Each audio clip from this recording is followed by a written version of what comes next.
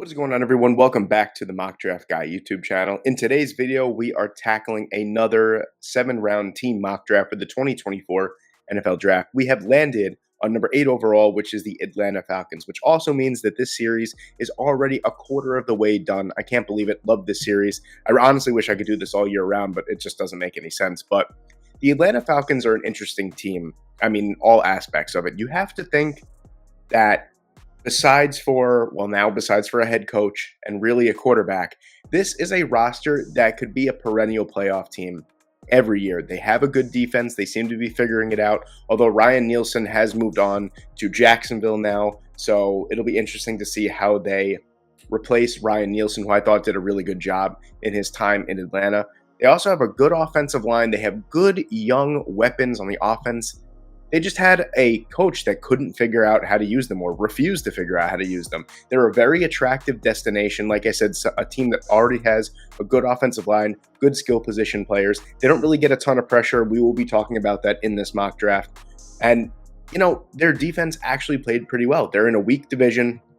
I think this is an attractive destination for a lot of top-level head coach candidates, including Bill Belichick. So this will be interesting to see. Every time that I upload a mock draft for a team that doesn't have a head coach, within like 48 hours, that team gets a head coach. So maybe I have some good luck behind me, or I'm the lucky charm for these teams. But without further delay, let's get into this 7-round Atlanta Falcons mock draft.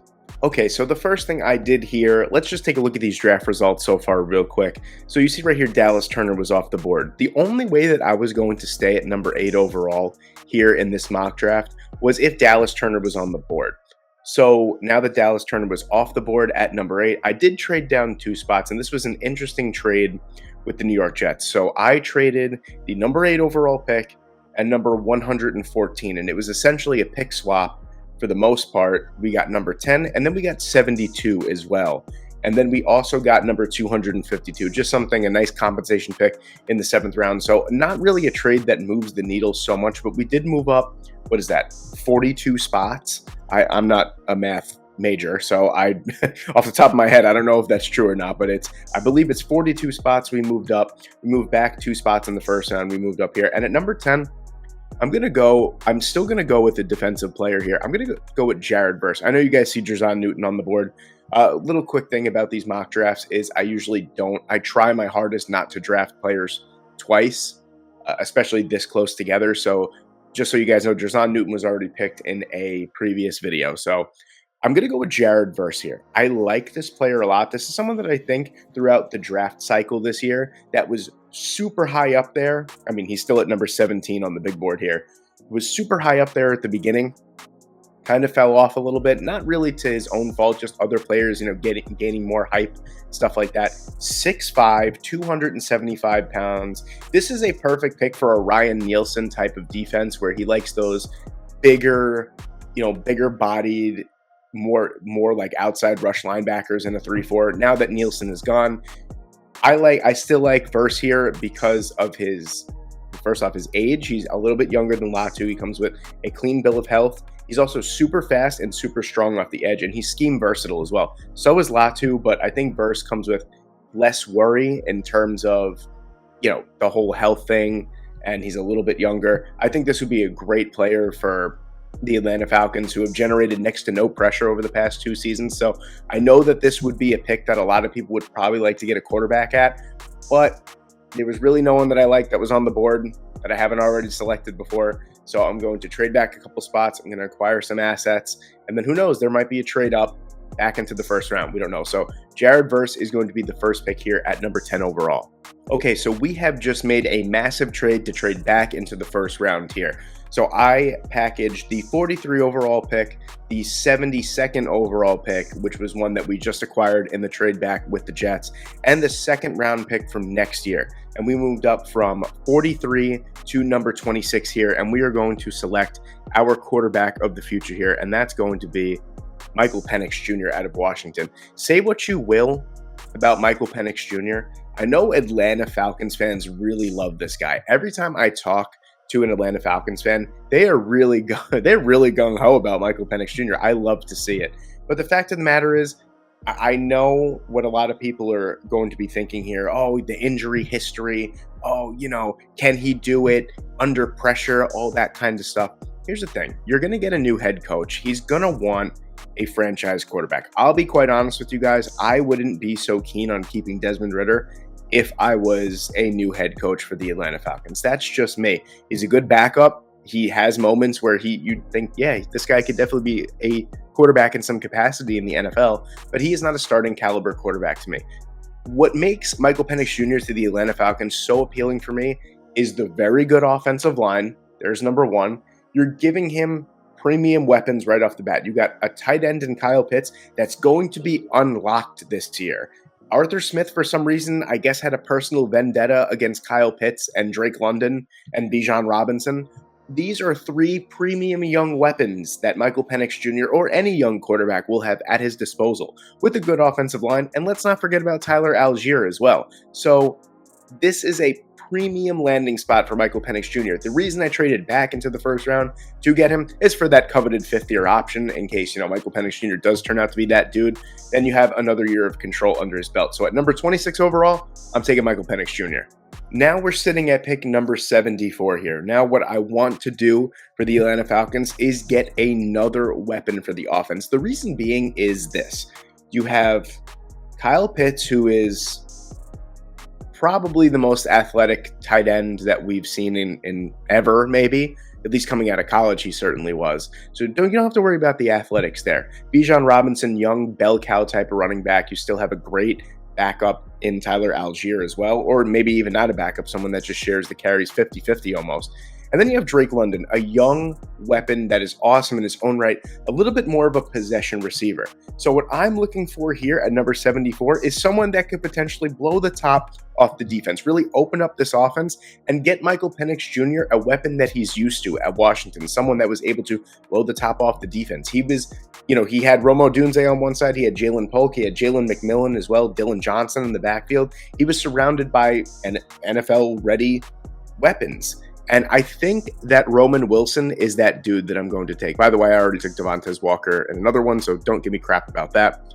Roman Wilson's going to be the pick here for me. 6 foot, 192 pounds. He's going to bring that blow the top off the defense speed. He's a really good route runner in his own right as well. And it's a real shame that Michigan wide receivers, I feel like, don't really get to truly show how good they are in college because of the type of offense that they run. You think Donovan Peoples-Jones, you think Nico Collins as well. But I think Roman Wilson really showed out. Even in the college football playoffs, I thought he was excellent as well. So this is someone that I think at number 74 brings some really great value and just expands the offense that much more for the Atlanta Falcons. At number 109, I'm going to address the secondary here for the Atlanta Falcons. A.J. Terrell, great cornerback, number one. Jeff Okudah, to be quite honest with you, not sure what kind of season he had. I'm pretty sure he's a free agent. I'm not sure, to be quite honest with you, off the top of my head. Either way, even if he is brought back, I think addressing corner is something that needs to be done in the draft for the Atlanta Falcons here. What I'm looking at right here is Kyrie Jackson. He's number one on the list here for the corners right here. And you might think to yourself, why is Jackson still here? I think it's definitely possible. By the way, this 109 pick is tentative still. It could turn into a second or third round pick from Jacksonville. I'm pretty sure due to the trade of Calvin Ridley. I'm not really sure how that's all calculated, but I don't think that this is the final selection. I think it could turn into a third rounder. So, we'll definitely see what happens there when the time comes. But as of right now, it's pick number 109. Kyrie Jackson, someone that brings incredible size and speed to the cornerback position. 6'3", 195 to 200 pounds around there. He brings that 4.44 speed as well. Can play on the boundary. Could probably even play in the slot. Imagine a massive slot corner like that. 6'3", 195 pounds. Only reason I think he slips a little bit is because of his play strength. It's a little light in the bridges, if you ask me. He's very long, lengthy, kind of gets bullied on the line of scrimmage just a little bit, just a tad, not too much that would make me super, super concerned. And also the fact that he's only played, I think, 20 games over the past 3 seasons, something like that. He was a little injury prone, but I'm banking on the potential here. He could really make a name for himself at his pro day, at the combine, all this kind of stuff. But I think that Kyrie Jackson would be a really nice addition to this really promising Atlanta Falcons secondary. At pick number 141 here in the 5th round, I'm going to address the defensive line yet again. I'm going to take a defensive tackle. I'm going to take Keith Randolph Jr. from Illinois. Not only is Keith Randolph Jr. a great player, but if you look him up on ESPN, he probably has the scariest profile picture for any player I've ever seen. So please look that up if you're interested. It's pretty terrifying if you ask me. But 6'5", 300 pounds, someone that's probably going to make a name for himself. I believe he's going to the Senior Bowl. I could be wrong on that. I got to fact check myself. I will let you guys know in the comments if I am wrong. But a great player next to Jerzon Newton. He's more of the run stuffer, even though Jerzon Newton is a fantastic run stopper. Keith Randolph Jr. is more of the run stopper. You know, you look at his numbers, 4.5 sacks 2 years ago, 1.5 this past year. He's not going to generate a ton in terms of pressures in the pass rush department, but he's going to be your run plugger in the middle of your defensive line. And I think that is something that the Atlanta Falcons definitely could need, especially in like a rotational role right now where he could take off and be that guy. You know, Calais Campbell is probably not going to be re-signed. David Onyemata was fantastic this year as well, but they still need to build on the defensive line. So it's going to be Keith Randolph Jr. for me at pick number 141. At pick 198, I'm going to go to the offensive line here, and this isn't something, see, this is perfectly fine for me, these next two positions being taken where they are, because this is a team that could use depth, long-term developmental pieces at these positions. Maybe not so much starters right away, but I really like Julian Pearl, another player out of Illinois. We're going back-to-back Illinois here. 6'6", 315. He's a really good run blocker from the left side as well. So someone that, I mean, Jake Matthews has been just a tremendous player overall in his career in Atlanta. He's been, you know, Iron Man, workhorse for them. He's not going to be able to do it forever. Maybe it's time to get a gem like Julian Pearl later on in the rounds here, someone that's a really good run blocker. He's a good pass blocker as well. Was an anchor on the left side of the offensive line for Illinois for quite some time. Someone that you could develop, and maybe you found a gem later on in the draft that could take over and be your starter right away after Jake Matthews is done. So it could be a perfect swing tackle for the first couple years of his career. I think that this is a really nice find in the 6th round. I might be doing a NFL Draft Diamonds short on him at some point. I'm a really big fan of Julian Pearl, so he's going to be my pick at 198. Just kind of a little bit more insurance on the offensive line.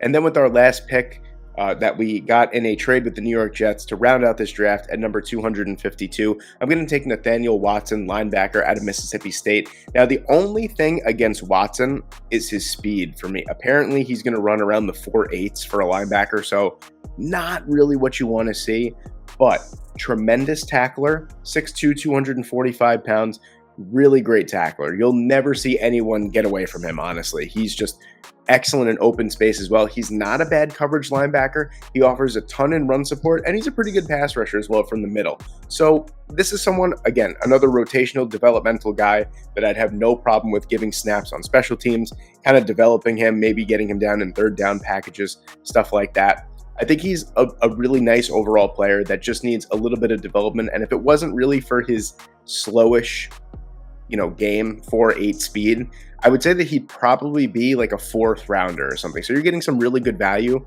for someone that, you know, just not a big deal. He's just not that fast. That's all. I mean, it's a pretty big part of it, but other aspects of his game are really, really good. So that's going to be our last pick in this 7-round mock draft. And ladies and gentlemen, just like that, there you have it. There is your full 7-round 2024 Atlanta Falcons mock draft. Let's just recap it real quick. We traded the number 8 overall pick and the number 114th overall pick to get number 10, number 72, and number 252. And then at number 10, we took Jared Verse, edge rusher out of Florida State. We traded for the number 26 overall pick. We traded number 43, number 72, and a 2nd-round pick next year to move up from 43 to 26. We got Michael Penix Jr., quarterback out of Washington. At number 74, we got Roman Wilson, wide receiver out of Michigan, super speedy dude. At number 109, we got Kyrie Jackson, same deal out of Oregon. At number 141, we got Keith Randolph Jr., run-stuffing defensive tackle out of Illinois. At number 198, we got another Fighting Illini in Julian Pearl, offensive tackle. And then to round it out, we got Nathaniel Watson, linebacker out of Mississippi State. Thank you guys so much for watching today. I hope you guys enjoyed. Let me know what you guys think in the comments section below, especially you guys Atlanta Falcons fans. Thank you guys so much for watching today. I hope you enjoyed, and I hope I see you in the next one.